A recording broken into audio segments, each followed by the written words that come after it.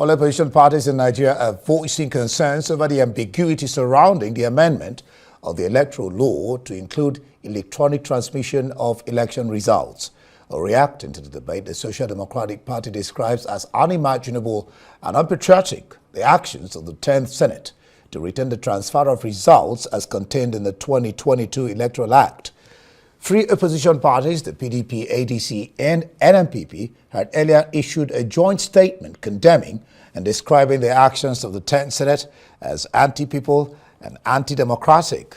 They said this will set Nigeria's democracy back by many decades. The parties are demanding clear legislative command directing INEC to transmit results electronically. Meanwhile, INEC recently recognized and listed on its portal the Sadiq Umar-led SDP as an authentic one through a court order. Well, and joining us now on the raging controversy on electronic transmission of election results is in real time is the 2023 presidential candidate of the Social Democratic Party, Adebayo. Glad to have you join us here in the studio, Prince. Thank you very much. Let me just start from the premise. Good to see you. Good to see you too. God bless Nigeria. Of course, we all must continue to bless. It's our country. That's true. It's not. It doesn't belong to anybody. It belongs to all of us. And we must work to make it work. That's true. You listen to both the MBA, the Senate President, the Speaker of the Senate, Adebayo, all that we're saying. Can you make sense of it all? You know, even your party has we'll come to that, but can you make sense of all they were saying before we get into what the opposition parties are saying, your party is saying, and the fact that INEC has recognized your party?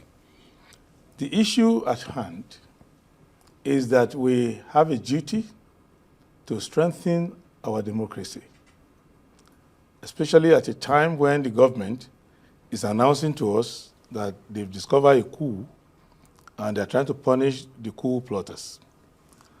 So the reason why we support the government in punishing the coup plotters is that the coup plotters are trying to undermine our democracy. So those who are in the Senate are also trying to undermine our democracy by misusing the legislative advantage that they have. We have a problem with the Electoral Act 2022 as it is.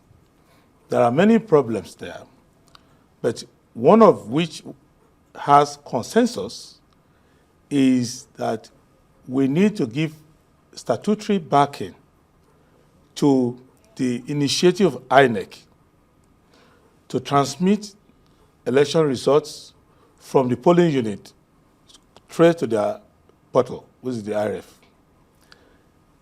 On many occasions, poll clerks will not do it. Presiding officers will not do it, and it becomes a problem. When you challenge it in court, the Supreme Court has said anything that is not contained in the Electoral Act is a mere suggestion.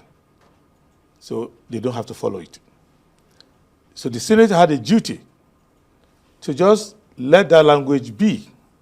And there were public hearings, committees, all things done, and we all agreed.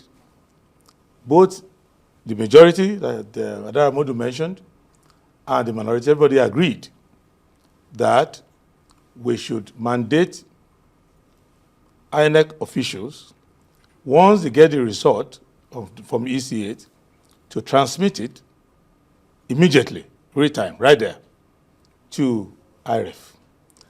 There is no ambiguity there. There's no reason to remove it. The problem that they have is that they are afraid of the people. They are afraid of a system that is free from manipulation. There is no pretending that you don't understand English anymore. The English is simple. Right now, INEC has it as a policy, but some of the officials may, for one reason or the other, not comply. And if they don't comply, between the place where the polling unit where the result is issued and the RA where you are doing collation and the other stages of collation up to, in the case of presidential election, which are contested, the result changes. And it's very clear. Sometimes it's not the reason why you win or lost, but it always has an impact. What do you make of the fact that the Senate President said that we're jumping the gun, the process is yet incomplete? The Senate President has not taken time to understand the legislative process. Every stage of the legislative process attracts scrutiny. What he has done is that they did a setback. The provision was already there. And when they were reading, they adopted the old provision. Retain the 22 transfer. Yes, which at that stage, what he is saying that we should wait till votes and proceedings, that's a highly responsible statement to make. One, the moment you pull a gun out, pointing the gun at me, that's the time I have to react. You can't say, oh, but I have not put the trigger. When you put the trigger, it's too late. Once you show the intention to not hearken to the voice of the Nigerian people, to do something other than what the Nigerian people want, the Nigerian people have a right to make that Senate chamber ungovernable for you to realize that you are in that Senate chamber on the strength of the will of the Nigerian people. And that if you want to do houseboy for somebody or serve their interests, do that in your personal capacity. But not at a time when we are trying to pass the most important amendment in our generation. There is no reason why anyone will waste time to debate the issue. We need that real-time electronic transmission of result. We needed it years ago, but at least we need it now. And let me explain Adebayo's Brighter Grammar Book 1 that he's doing there.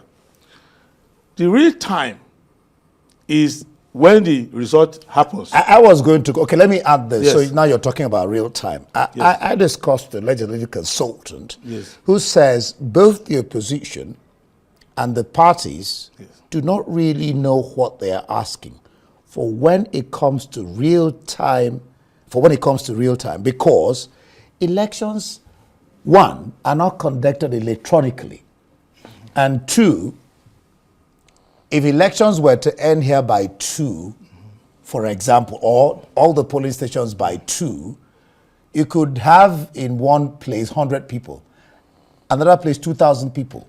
And so it may not end here by 2. So what happens to where it ends, say 4?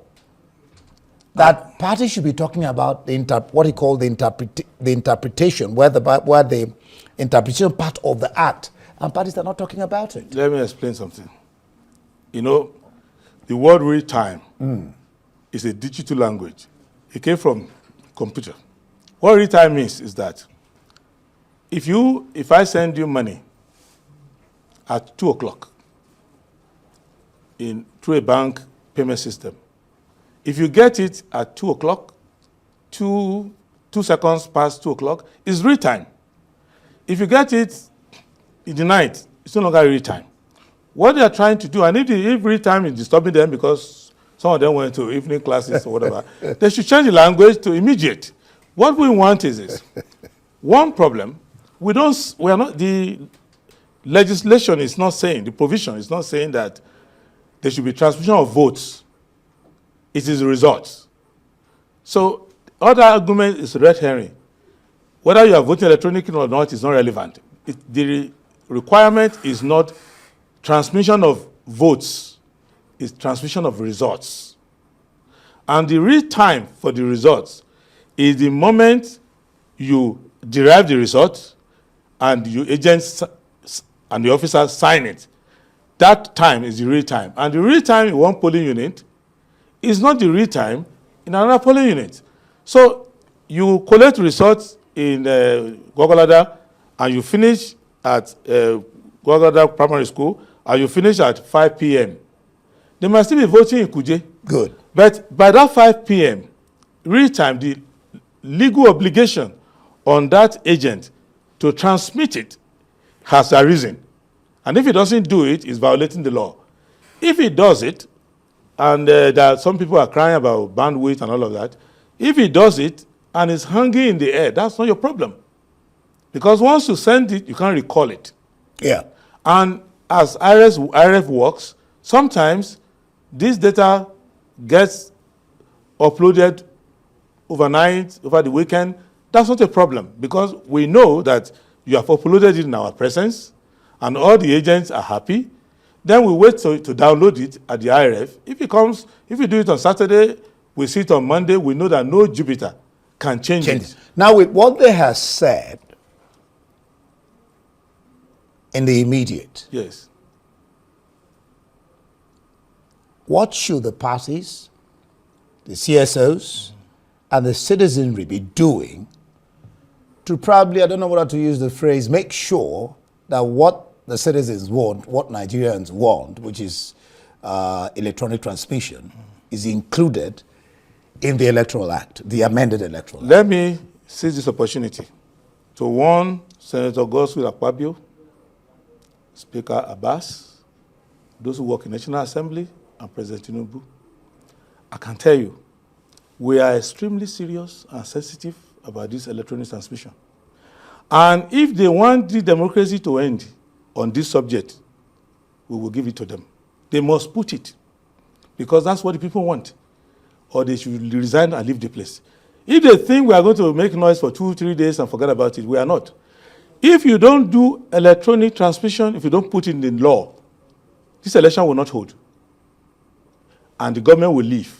They must put it. We are not joking. If we have to do whatever it takes to make them do it, legally, because they are not acting legally, so we'll do pragmatically. I can tell you, we are gentle, we love the country, we want the system to run, but if they play a monkey game with us on this issue of electronic transmission, I don't mind to contest an election that is free and fair and I lose.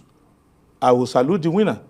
But if you want to turn yourself to a center of electoral bandits and hijack every opportunity that the people want for peaceful improvement of our lot, anyone who is sketching and dancing around the issue of electronic transmission definitely has shown you the first warning that they don't want free and fair election. Last election, that is not the reason why I lost, but it's a major reason. The votes that I got in the polling units in one particular state, 122,000, the one INEC announced is 22,000. If there was electronic transmission, that issue will not occur. Before I let you go. So that is very important. We are not joking with it. They joke with us, they will be mightily surprised. Before I let you go, INEC recently validated the Sadiq Gombe leadership of SDP as a legitimate one. Can one now say no more squabbles in SDP, and what does that do for your party with the election just around the corner? It just shows, it doesn't make much difference for our party, but it's good for INEC, because INEC was interfering in the internal affairs. It is the same executive we have now. One person resigned as a result of a probe, voluntarily, the auditor. It's gone his way. Two people, the former national chairman and the former youth leader, were suspended, eventually removed. That should not have given INEC a headache. It's not their business. The INEC started disturbing us. They said, well, they prefer the signature of the people who had left, started disturbing, just causing problem for us, taking official letters that should come to the secretary at 17 Nairobi Street to private homes of individuals. So eventually, we went to court against them. You saw the story. And now INEC, even at the last meeting they had with our national chairman, said, we will treat you fairly and we will obey the law. So that is what happened. There's no faction. If you say, this person is our chairman, we elected him, but now we don't want him anymore, democratically removed him, it's left to him to go to court. It's not the business of INEC to start crying for anybody. So we are willing to make the party work for the Nigerian people and to canvass alternatives and to see that those who are disappointed with the poor performance of the APC and President Tinubu and many of these governors who are jumping all over the place and the National Assembly members who are misbehaving, at least there is another platform that is serious, that is determined that you can go. The plurality of democracy and giving people option. That's what the SDP is for. We'll leave it there.